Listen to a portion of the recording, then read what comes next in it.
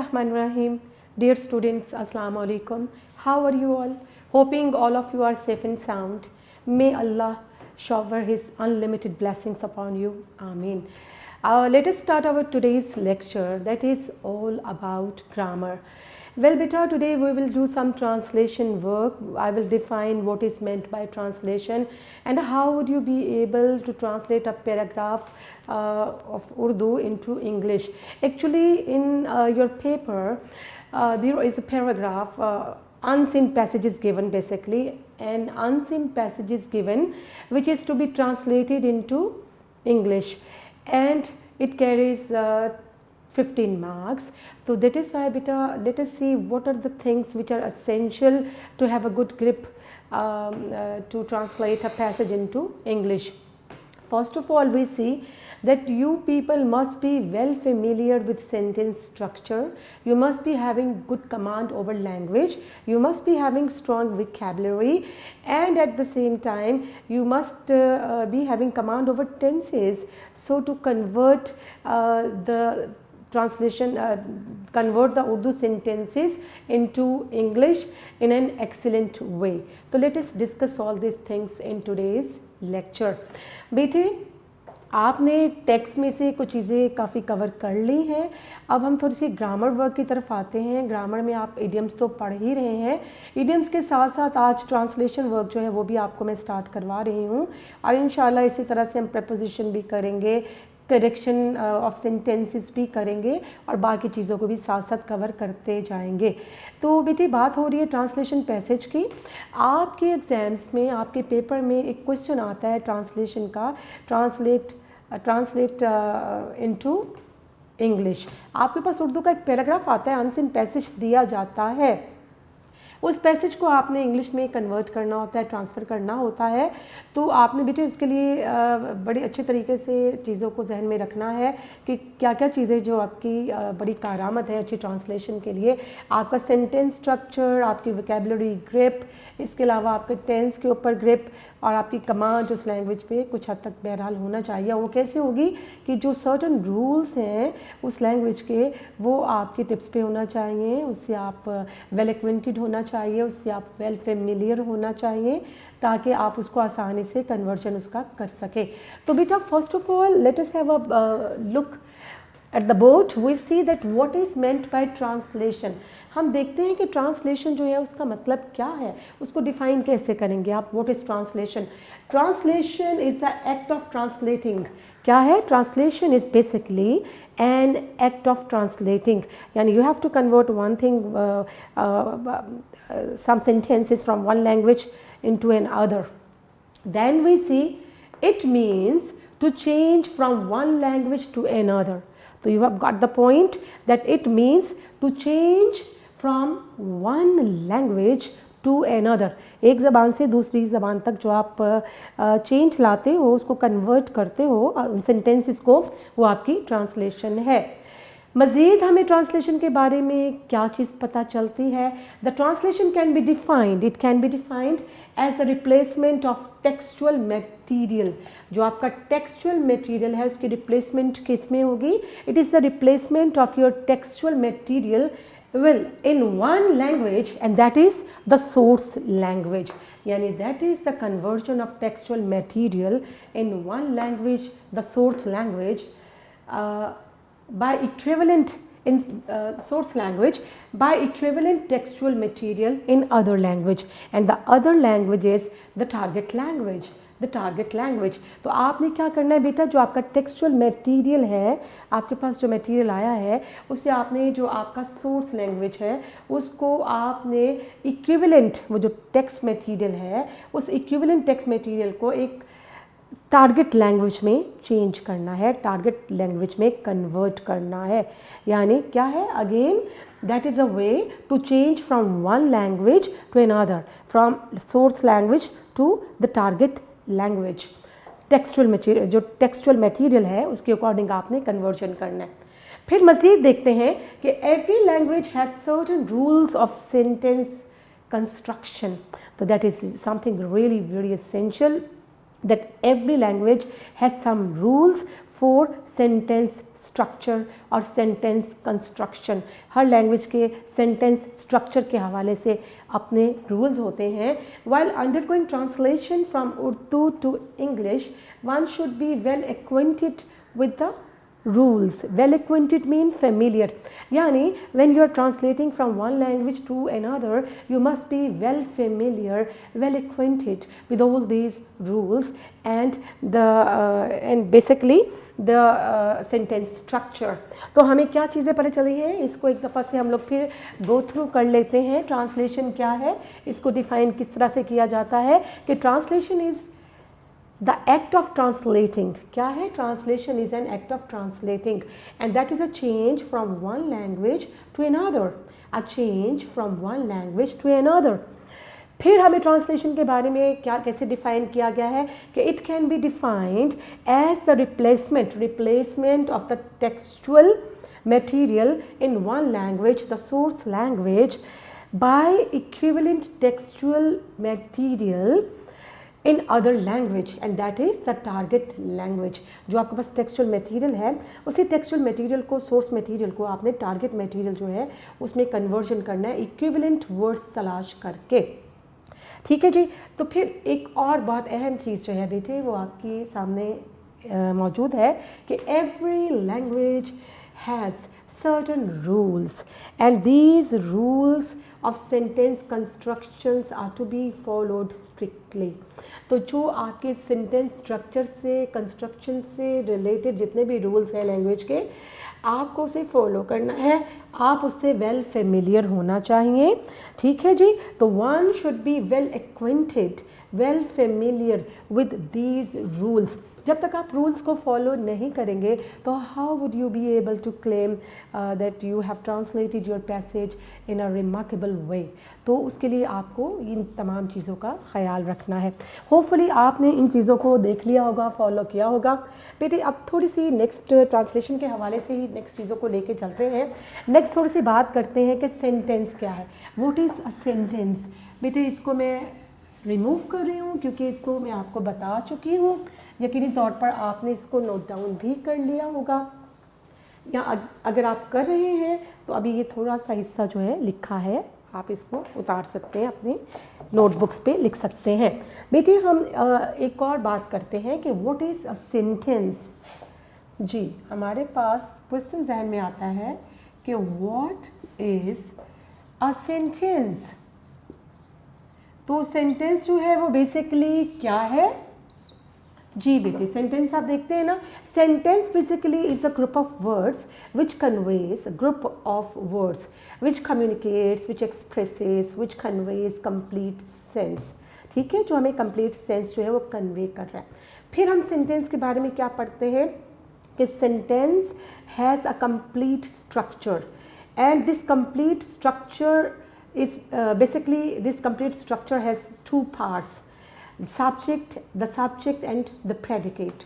हम देखते हैं, मैं इसको साथ आपको लिख भी देती हूँ आपके आसानी के लिए, ताकि आपके पास ये मटेरियल जो है रिटन फॉर्म में भी आ जाए. तो बेटे यहाँ पर देखते हैं कि व्हाट इज़ सेंटेंस. मैं आपको लिख के देती हूँ कि basically a sentence is a group of words conveying complete sense. Conveying complete sense. It has a complete structure. It has a complete structure. और फिर नेक्स्ट हम क्या लिखेंगे कि this complete structure has two parts. This complete structure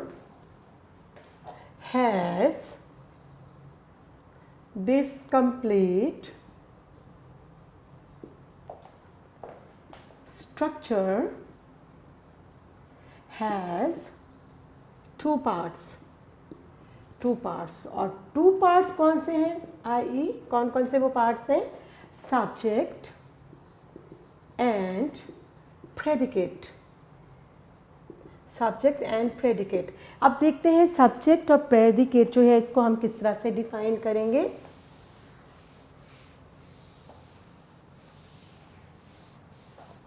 subject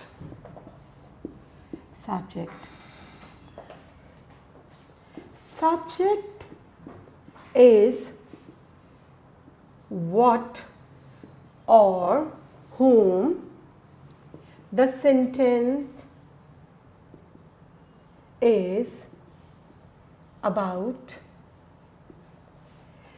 तो basically subject is what or whom the sentence is about, कि जिसके बारे में, सब्जेक्ट क्या है आपका, सब्जेक्ट फाइल है, ठीक है, डूअर है, काम करने वाला। तो बेटा what और whom the sentence is about, जिसके बारे में वो सेंटेंस बयान हो रहा है, वो क्या है, वो आपका सब्जेक्ट मौजूद है।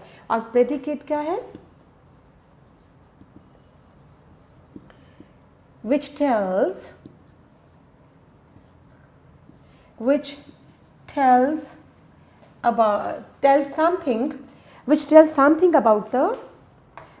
something about the subject,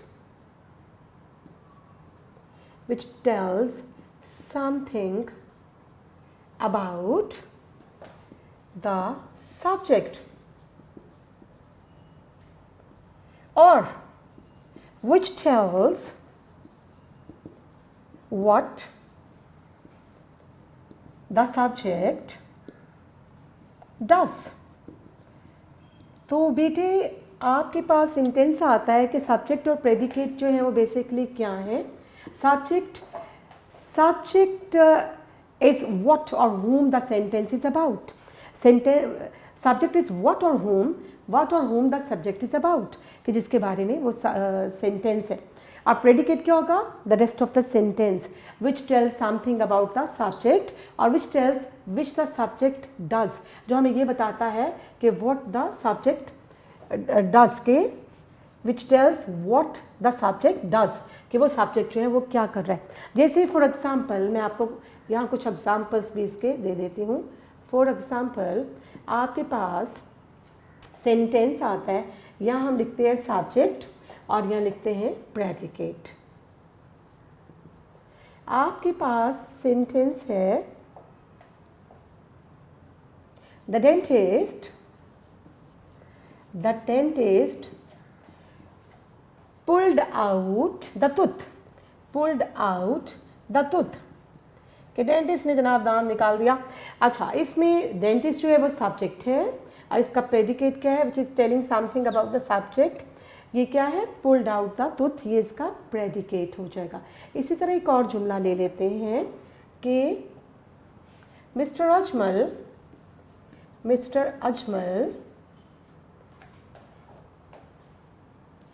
went on a long walk। तो यहाँ पर मिस्टर अजमल क्या है जनाब, ये है यहाँ पर सब्जेक्ट, और प्रेडिकेट क्या होगा, went on a long walk। Mister Ajmal went on a long walk। एक और छोटा सा सेंटेंस कर लेते हैं, the frog jumped across the log। तो आपके पास सेंटेंस आ गया बेटे, the frog jumped across the log. तो यहाँ द फ्रॉग है, ये क्या है जी, सब्जेक्ट, और प्रेडिकेट क्या होगा, जम्प्ड अक्रॉस द लॉग। तो बेटे ये थोड़ा सा डिस्कशन हुआ सेंटेंस के बारे में। इसको एक दफ़ा फिर से गो थ्रू करते हैं इस बोर्ड को, कि what is a sentence. A sentence is a group of words conveying complete sense. It is a complete structure. This complete structure has two parts, that is subject and predicate। तो subject क्या है, subject is what और whom the sentence is about, जिसके बारे में ये sentence है। And predicate which tells something about the subject, और which tells what the subject does. और बाकी प्रेडिकेट हमें क्या बता रहा है कि वो सब्जेक्ट क्या कर रहा है, उसकी एक्टिविटी क्या है, उसका एक्शन क्या है। इसकी मैंने आपको एग्जाम्पल्स दे दी हैं कुछ मैंने आपके पास सेंटेंस रखे हैं 1, 2 एंड 3। ठीक है जी बेटे, इसमें 3 सेंटेंसेस हैं और उसको आप देख लें इसमें सब्जेक्ट और प्रेडिकेट किस तरह से आप इसमें ट्रेस आउट करेंगे। सब्जेक्ट है the dentist pulled out the tooth. Dentist subject, predicate, pulled out the tooth. फिर है mister Ajmal went on a long walk. Mister Ajmal is subject, went on a long walk it's predicate. फिर the frog jumped across the log. The frog is subject, where is predicate is jumped across the log. जी बेटे आपको समझ में आ गया sentence क्या है। आप लिखते हैं व्हाट इज़ अ वर्ब। इसको मैं बेटे इरेज कर रही हूँ। अब हम एक मज़ीद थोड़ा सा आगे बढ़ते हैं और थोड़ी सी वर्ब के हवाले से बात कर लेते हैं। जी बेटे आपके पास आता है question, what is a verb. Verb जो है वो क्या है उसके बारे में थोड़ा सा हम डिफ़ाइन कर लेते हैं, चेक कर लेते हैं कि इसको हम किस तरह से लिखेंगे। तो बेटे verb, a verb is an important element of a sentence,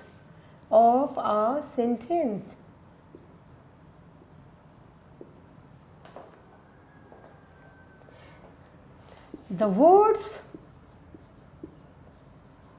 which indicate the action, which express the action are called verbs।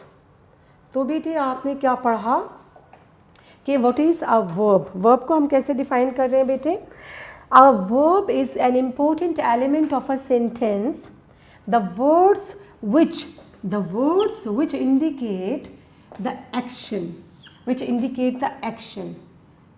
these words are called verb। ठीक है बेटे। अच्छा अब थोड़ी सी बात करते हैं वॉइस के हवाले से। ठीक है, तो your sentence can be in active voice और इन पैसिव वॉइस। जब हम ट्रांसलेट कर रहे हैं किसी पैसेज को तो बेटे आपने ख्याल रखना है कि सेंटेंस आपका टेंस का तो ख्याल रखना ही है, आपने ये भी देखना है कि ये सेंटेंस एक्टिव वॉइस है या पैसिव वॉइस है। ठीक है,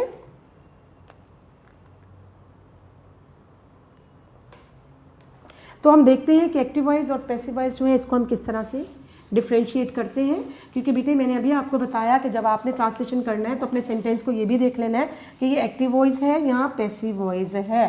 ठीक है जी, वॉइसेस। ठीक है, तो बेटे वॉइस में आप क्या करेंगे, एक्टिव वॉइस, और वॉइस में आप करेंगे एक्टिव वॉइस और पैसिव वॉइस। ठीक है,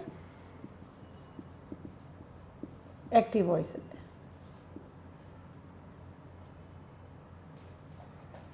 When एक्टिव वॉइस क्या है, when the subject in the sentence is the doer of an action।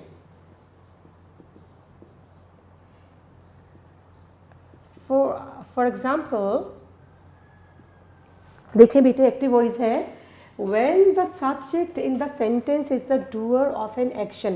यानी एक्टिव वॉइस एक ऐसा सेंटेंस है जिसमें आपको सब्जेक्ट मौजूद मिल रहा है, सब्जेक्ट मौजूद है और he is the doer of an action, और उस एक्शन को वही सरअंजाम दे रहा है। जैसे मैं आप एग्जांपल आपके सामने लिखती हूँ, हबीब रैंग द बेल। तो who is the doer of action? The bell was rung somewhere, and who did this action? Habib। Habib is the subject। तो हमें ये एक्टिव वॉइस पता चल रहा है when the subject in sentence is the doer of an action। Example क्या है, हबीब rang the bell। Habib is performing this action। ठीक है बेटे, अब हम इसी को देख लेते हैं पैसिव वॉइस। पैसिव वॉइस को आप किस तरह करेंगे, when the action is done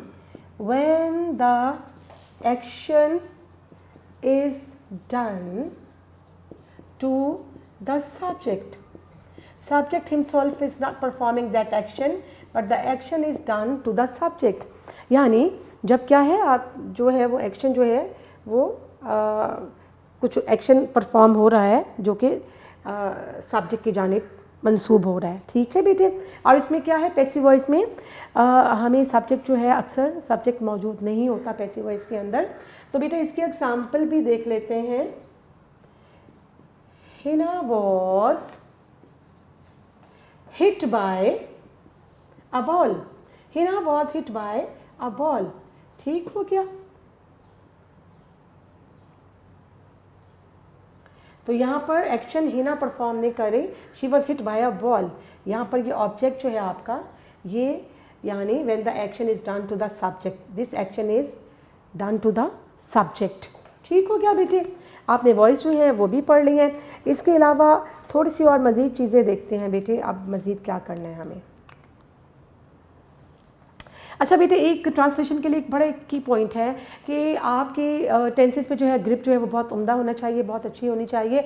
और ये हमने देखा कि 9th और 10th जब आपने पढ़ी तो 9th और 10th में टेंसेस जो है इतनी डिटेल लिखे हुए हैं और इतनी आपने उसको अच्छे तरीके से पढ़ा होगा कि चीज़ें जो है ना आपके जहन में होंगी कि सेंटेंस स्ट्रक्चर क्या है और टेंस क्या होता है, इसकी डेफिनेशन क्या है, कितने टेंस हैं। लेकिन हो भी सकता है कि आपने शायद उसको जल्दी जल्दी में गो थ्रू किया हो, शायद इस तरह डेप्थ में पास चीज़ें जो हैं वो कवर ना हुई हों या कुछ चीज़ें जहन से मिस हो चुकी हों। तो बेटे इसीलिए मैं एक दफ़ा से टेंस चार्ट जो है वो आपको रिपीट करूँगी ताकि हम अपने ट्रांसलेशन पैराग्राफ से पहले टेंसेस जो है उनको गो थ्रू कर लें। क्योंकि मैंने ये अक्सर देखा है कि बच्चे FSC में जब उनको ट्रांसलेशन पैसेजेस करवाए जाते हैं या जब वो क्वेश्चन आंसर्स करते हैं तो थोड़ी सी कंप्लेन उनको ये होती है और थोड़ी सी फीलिंग ये होती है कि मैडम थोड़ा सा टेंस चार्ट जो है हमें रिवाइज़ करवा दे ताकि एक दफ़ा फिर चीज़ें गो थ्रू हो जाएं और हम अच्छी तरह से चीज़ों को ग्रिप कर पाएँ। अगरचे हम चीज़ें कर चुके हैं लेकिन एक दफ़ा उसको गो थ्रू करना इसलिए ज़रूरी है कि अब हमें ट्रांसलेशन पैसेजेस करना है। ठीक है, अब फिर क्योंकि टेंसेस पे अगर आपकी ग्रिप है तो आप क्या करते हो कि आपके क्वेश्चन आंसर्स भी बहुत सही तरीके से आप उसको सॉल्व करते हो, आप उसमें गलतियाँ नहीं करते। आपको पता चल जाता है कि किस टेंस में वर्ब जो है उसकी कंडीशन क्या है और उसकी कौन सी फॉर्म जो है हमें इस्तेमाल करना है और इसको किस तरह से हमें लेके चलना है। जी बेटे, थोड़ी सी बात करते हैं। आपने बात की कि व्हाट इज़ अ वर्ब, फिर हमने वॉइस के हवाले से बात की। What is a verb? A verb is an important element of a sentence. The words which indicate the action are called verb. Verbs. Then we see voice. Active voice, when the subject in the sentence is the doer of an action, For example, that is active voice. Example is Habib rang the bell. Second, passive voice, when the action is done to the subject, like Hina was hit by a ball. Hina was hit by a ball. The ball is performing this action. ठीक है बेटे, आगे थोड़ी सी बात करते हैं, हम define करते हैं टेंसेस को। टेंसेस के हवाले से थोड़ी सी बात करेंगे ताकि एक दफ़ा थोड़ी चीज़ें आप गो थ्रू कर लो और आप आराम से ट्रांसलेशन जो है उम्दा तरीके से कर सको। जी बेटे, हम यहाँ देखते हैं definition of tense.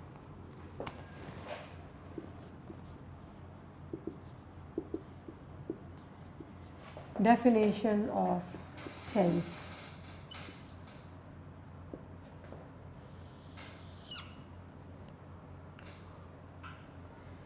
A tense क्या है जनाब? A tense is a form of verb which shows the time of action. तो क्या है टेंस? क्या है tense? Basically is a form of verb which shows the time of action. For example,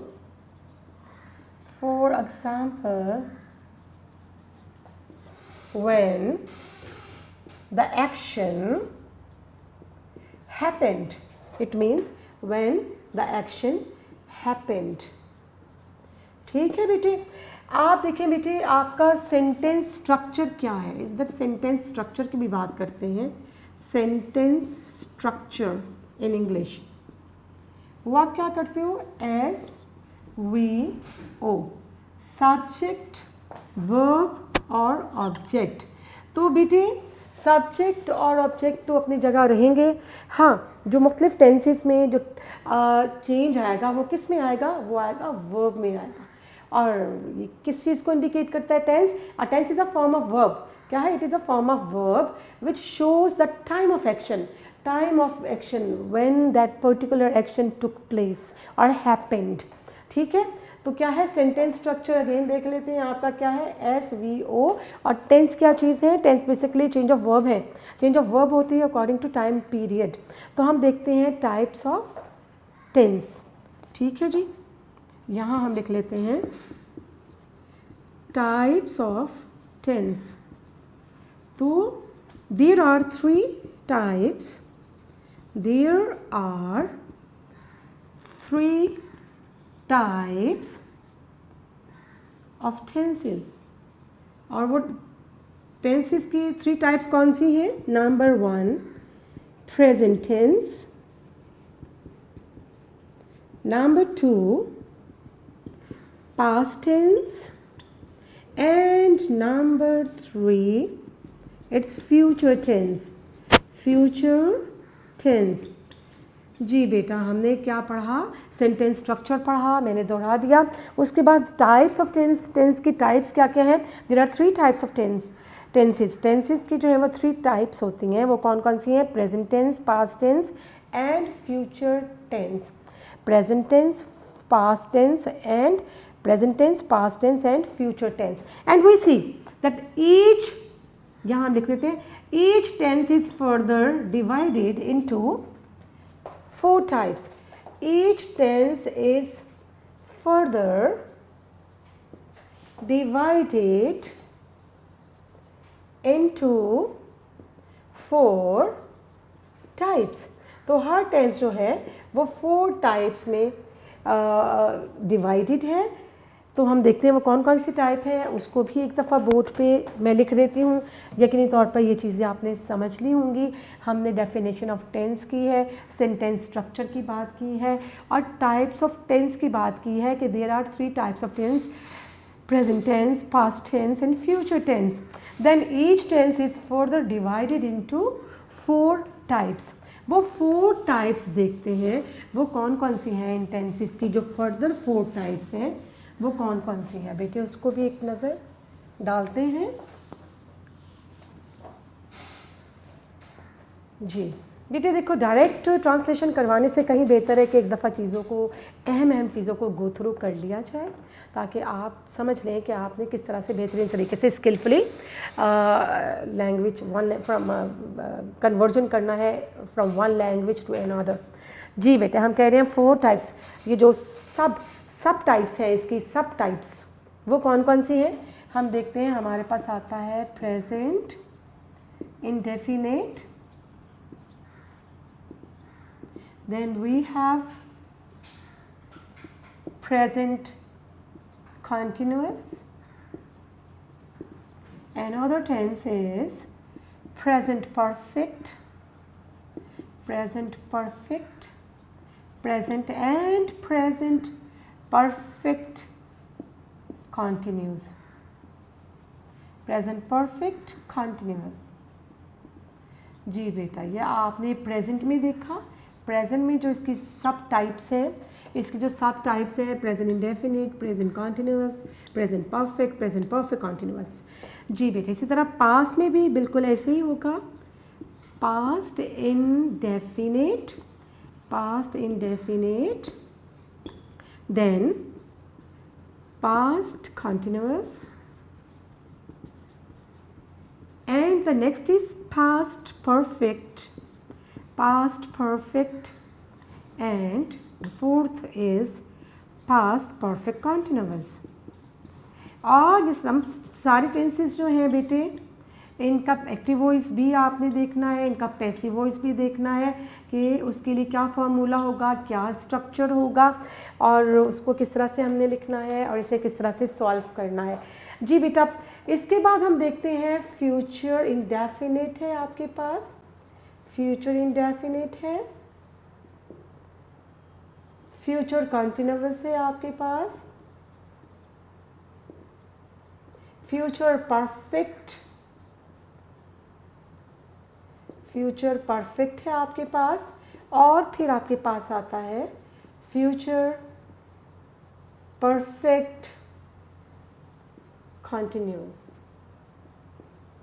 बेटे एक चीज़ आपने अच्छी तरह से जहन में रखना है, जैसे मैंने अभी बात की कि जब आप ट्रांसलेशन करते हो, ट्रांसलेट करते हो एक सेंटेंस को, कन्वर्जन करते हो उसके इंग्लिश में, तो आपको ज़ाहिर है मैंने बताया कि सेंटेंस स्ट्रक्चर, वोकैबुलरी जो आपकी स्ट्रॉन्ग होनी चाहिए, और जो सर्टन रूल्स हैं उनको फॉलो करना है, और साथ साथ ये जो टेंसेस पे आपकी ग्रिप जो है वो नुमाया होनी चाहिए, और हर टेंस जो है उसमें आपको एक्टिव वॉइस और पैसिव वॉइस नज़र आ रहा है, और कोई टेंस आपको ऐसा भी मिलेगा जिसका पैसिव वॉइस नहीं है, उसको हम गो थ्रू कर लेंगे चीज़ों को।